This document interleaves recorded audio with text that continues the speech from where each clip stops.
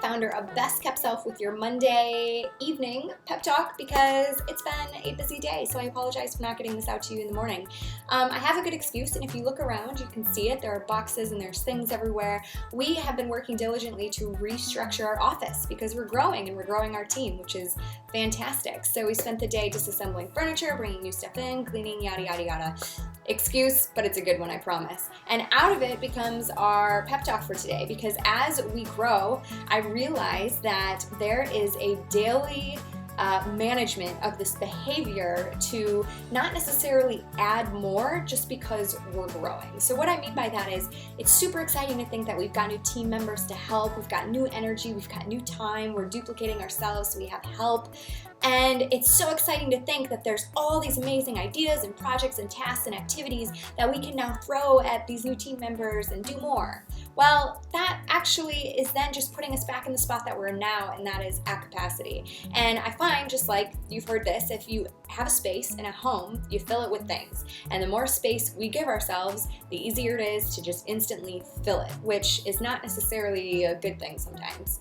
And so you have to really think about that with business growth as well. And I think as entrepreneurs, I'm sure you can empathize, it's super easy to get caught up in the excitement of a new idea or a new project or a new task.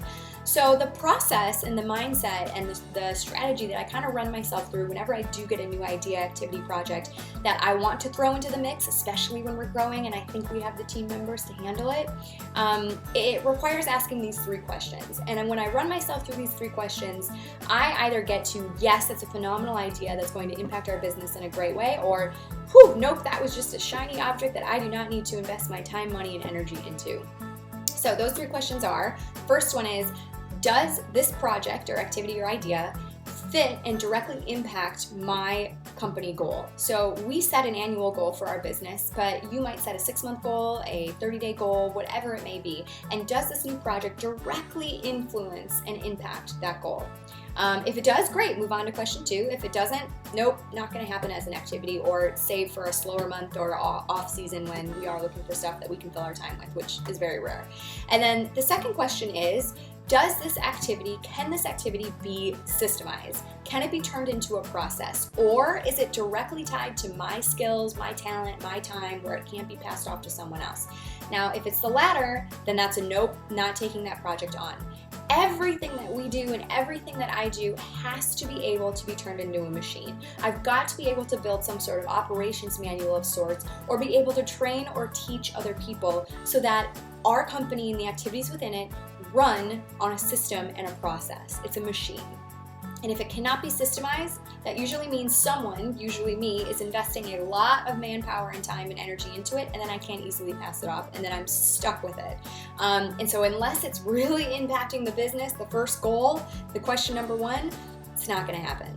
And then the third question is, before I take on this project or this task or this activity, have I fully maximized the things that are currently working for us? The activities that we're currently doing that are directly impacting our goal, have I fully flushed out every possible thing that we're doing within that? So for example, marketing activities.